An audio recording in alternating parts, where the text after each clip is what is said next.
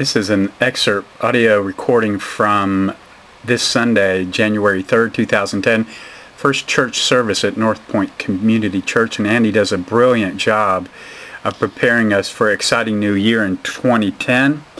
And in addition to audio recording, I've done some mind mapping over here. Very interesting concept. You can find more information on mind mapping at imindmap.com very simply.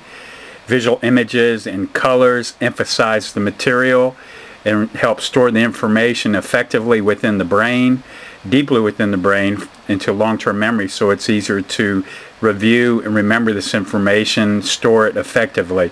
Better stored, easier it is to recall. Let's listen to a little bit of Andy. Again, Northpoint Community Church, January 3rd, 2010.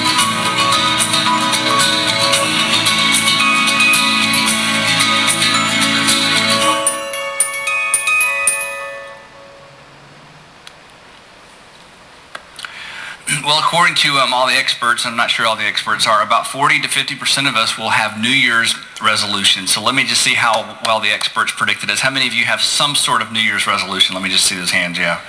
About 20% of you. Gosh, not a very motivated group. Anyway, wow, I should talk about something else actually. Anyway, according to these articles, and there's all kind of stuff floating around the internet about New Year's resolutions, about 40 to 50% of us will have New Year's resolutions, and about 30 to 40% of the resolutions will be broken by the end of the first week.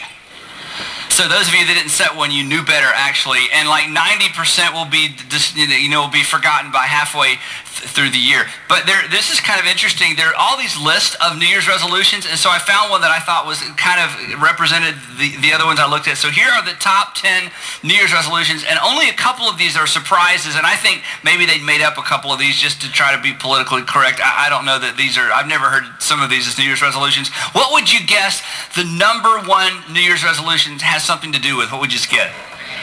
What is it? Wait.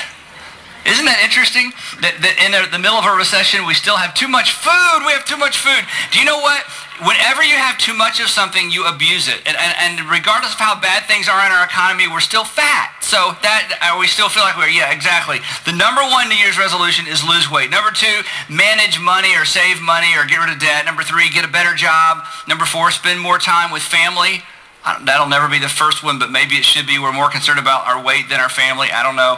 Number five, quit smoking. That probably has more to do with the fact that fewer people smoke than used to. That's why that's number five. Number six, eat right or get fit, which is related to number one. Number seven, get a better education or get more education or get educated. Number eight, reduce stress, which I thought that's what the whole point of all these were, but number eight, reduce stress. The number nine, going greener. I've never heard anybody talk about that as a New Year's resolution, although more and more of us are doing that, going greener. Then number 10, volunteer to help others. I think that was just a guilt one. Oh yeah, the other 9 are all about me. Oh yeah, volunteer to help others. Anyway, so let me ask you this question. How many of you, of those that said you have a New Year's resolution, we hit yours? Let me just see those hands. You were in those, yeah. And then I want to ask you to raise your hand, but think about this. How many of you, whatever your resolution was last year, it's kind of the same one this year. It didn't work last year, but so you're back around. Yeah. Now, I'm not much of a New Year's resolution person because I'm not really much of a goal setting person. I have in my closet, and I think I've mentioned this at home, I have a little bulletin board about this big, and I have some goals on there, and my goals take up about that much of the bulletin board. It's a little piece of paper, and every year, and they're kind of the same goals over and over, and they're pretty much high-level goals. Like one of my goals that's there every year is stay out of debt. That's one of my goals. So far, so good. It's just stay out of debt. It's not really a very specific goal. And for those of you who are real goal setters, I know that you just laugh at that. And things like how many nights a week I want to eat at home with my family. That's one of my goals. Generosity goals and savings goals, some of those kind of specific things. And they don't change much from year to year because they're generally percentages and nights of the week. I've got some goals for you and some goals for the church, but I don't have like 25 goals. And I know people, and maybe you're one of those who have like this sophisticated notebooks, like what are your goals? And you bring out a notebook and you have a tab, You know, do you know people like that?